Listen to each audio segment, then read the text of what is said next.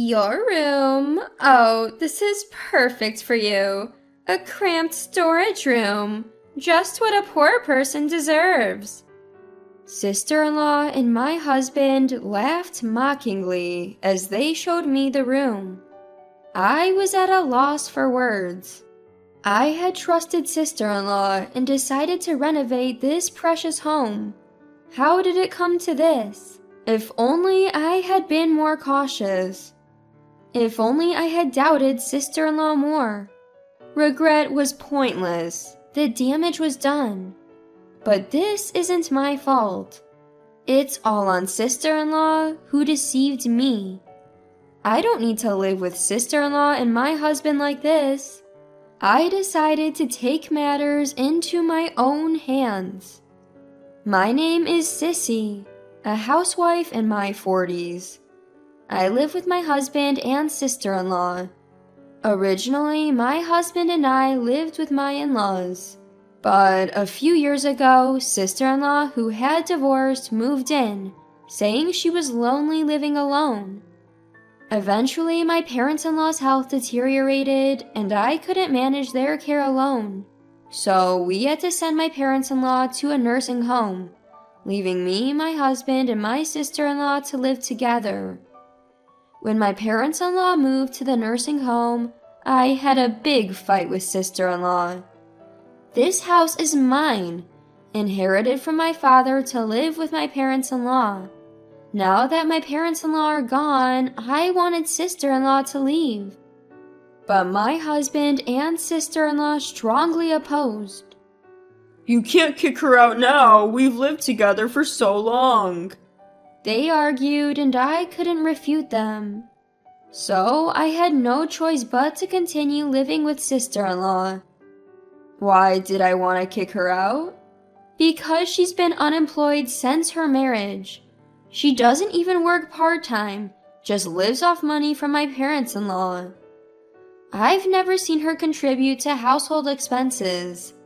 I can't keep supporting her. That's why I wanted her to leave and become independent. But my husband didn't take kindly to me wanting to kick out a sister. Our relationship worsened after that incident. I blame it all on sister-in-law.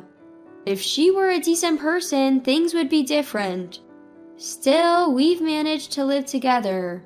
But sister-in-law doesn't help with anything. She doesn't contribute money, so the least she could do is help with chores. But she just lounges on the sofa all day. Sister-in-law, please do some work. You can't just lounge around forever. When I say this, she yells. Don't criticize what I do. How dare you, being just a wife? She hates it when I oppose her, even though she does nothing all day. If you don't like it, why don't you leave? Why should I? You should leave.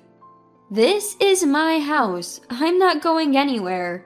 If anyone should leave, it's you, sister-in-law. And so, our relationship worsens with each argument. My husband always sides with my sister-in-law. Whenever sister-in-law tattles on me, he says, What's your problem with my sister? Just because you own the house doesn't mean you can act all high and mighty. Living sandwiched between my sister-in-law and my husband is unbearable. I've been racking my brain to find a way to kick sister-in-law out, but I can't come up with a good plan. What if I grow old and still can't mend my relationship with sister-in-law? What if I have to keep putting up with her unemployment? The thought keeps me up at night. My husband sides with sister-in-law, so I have no one to confide in, and my mental health is deteriorating.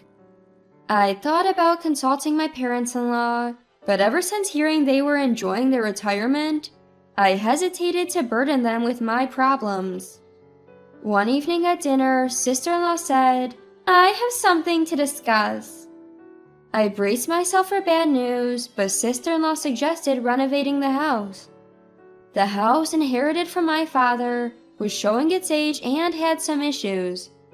I had been meaning to fix it, but hadn't found the time. When I told sister-in-law, she said, "Leave it to me," and offered to find contractors.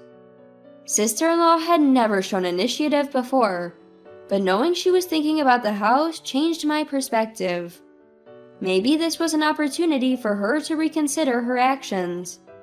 So I entrusted the renovation to sister-in-law. At first, I kept an eye on her, but things started to look suspicious.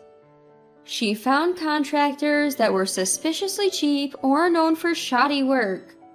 When I questioned her commitment, she fake cried and complained to my husband. He misunderstood and scolded me, saying, "How could you treat my sister like that when she's trying to help?" From then on, anytime I confronted sister-in-law, she threatened to tell my husband. He started to view me negatively and would scold me without even listening. I thought about canceling the renovation, but was met with strong opposition from both sister-in-law and my husband. Your precious home may be in serious trouble if things continue like this. I continued to work hard, even as new worries piled up. I was already stretched thin and started to feel the physical toll. I even used the time I didn't have to spare to look for a contractor. Eventually, I lost the energy to confront sister-in-law. When she suggested sketchy contractors, I'd say, "If you think it's fine, then it's fine." Sister-in-law seems pleased and took over the entire renovation process. After spending a few days in a business hotel, I received a message from sister-in-law saying the renovation was complete. The house looked surprisingly good and fit well into the neighborhood. Maybe I had been worrying for nothing. Maybe I had misunderstood sister-in-law. Maybe I had misunderstood too much about sister-in-law. In reality, she's a nice person if you talk to her properly, so maybe we've just kept running into each other. I decided to mend our relationship. Let's try to make progress little by little, and walk down the new hallway.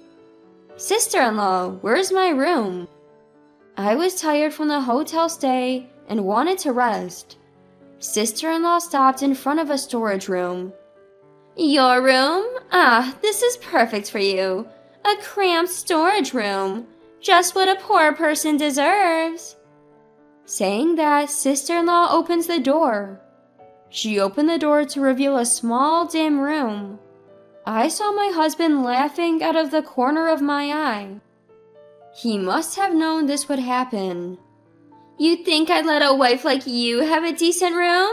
You're such an idiot." Sister-in-law laughed. My husband joined in. I was at a loss for words. Why did I ever agree to the renovation? If I had been more cautious, if I had doubted sister-in-law more, this wouldn't have happened. I regretted letting them have their way with the house my father gave me, and resentment towards sister-in-law and my husband surged within me. I felt foolish for thinking we could reconcile. Sister-in-law and my husband were hopeless. "Fine, I'll leave then," I said and turned around. My sister-in-law and her husband tried to stop me, looking panicked by my unexpected move. Hey, you're just gonna walk out on your home like that? This is your family home, isn't it?" "Yeah, if you leave, this house will be ours, fair and square." "What are you talking about? If I leave, I'm selling the house." Hearing this, both of them gasped in disbelief. Unbelievable. They didn't even understand something so basic. This house was bought by my father and passed down to me. I'm the legal owner. It's my call whether to sell the house or not. I have no reason to own a house I'm not living in, so selling it is the obvious choice. "You can't just do whatever you want. What about our lives?" My sister-in-law retorts, her face turning red. Neither she nor my husband have any say in my decision. "I don't need your permission. It's late now, so I'll contact a real estate agent tomorrow." I head for the door again. They shout, "Wait!" but I ignore them. Later, I move to a weekly apartment and start planning my next steps. My phone keeps ringing from my sister-in-law and her husband, so I block their calls. Idiots who don't even understand their own situation. How did they think they could live in that house? Did they imagine my parents-in-law bought it for them? My parents-in-laws aren't wealthy. Even if they passed away, they leave only a small inheritance. Despite this, my foolish sister-in-law and husband seem to be under some delusion. This is a good opportunity to set them straight. I'll teach them who's making their lifestyle possible. Determined, I move on to my next steps. The next day, I go to a real estate agency to get the house appraised. But they're fully booked, so it'll be a while before anything happens. I decide to go back home to update my sister-in-law and husband. When I get there, the house is a mess. Trash is scattered everywhere, from the entrance to the hallway. Among the trash are clothes and daily necessities. The living room door won't even open, because it's blocked by a mountain of garbage. Just yesterday, the renovation was completed, and now it's a mess. I force open the door and step into the trash-filled living room. I see my sister-in-law slumped on the sofa. Sister-in-law, what are you doing? She jumps at the sound of my voice. When she realizes it's me, she clings to me as if I'm her savior.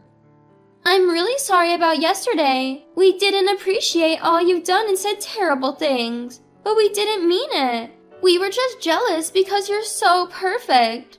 We always appreciated you and believed you'd come back. Let's work together from now on.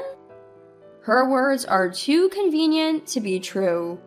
I can only look at her with disdain. We can't do anything without you. Look how dirty the house got in just one night, she says, looking around disgustedly. When we lived together, I did all the housework. Neither of them ever helped, especially with cleaning. If I didn't clean, they'd just leave the rooms messy. But I had never felt this disgusted before. If two people are this good at trashing a house, it's no wonder I felt so drained from housework. I sigh at my sister-in-law's attitude and their inability to clean, and she timidly says, "Sissy?" Ignoring her, I say, "We'll talk when my brother gets home," and start cleaning the house for the last time. A few hours later, my husband returns from work. By then, the house is mostly clean, and both of them applaud, saying, "Impressive." I can only shake my head at their incompetence, but at least there's a place to sit now. I motion for them to sit. Then I slam a paper on the table.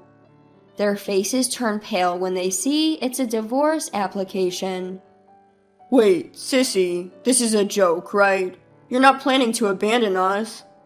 Yeah, how will we survive without you? Both my sister-in-law and husband cling to me. Ridiculous, after treating me so poorly just yesterday. I'm sorry, but I don't have time to maintain a house or do chores for people like you. Don't say that. We've been getting by together, haven't we? We managed until now, but I've reached my limit. I'm done with both of you. Let's end this. I urge them to sign, but my husband refuses. My sister-in-law also tries her best to stop him, saying, "Don't sign it." If you don't agree, I'm considering taking this to court. Is that okay? Finally reaching their limit, my sister-in-law starts apologizing profusely. I'm really sorry. I apologize for how we've acted. Please don't divorce us or take us to court. Don't abandon us. She pleads, tears streaming down her face. My husband also starts apologizing deeply. But my decision was unshakable. After that, we continued divorce negotiations through lawyers.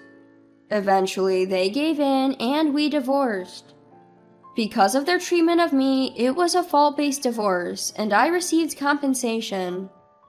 I successfully sold the house and they were left homeless, wandering the streets.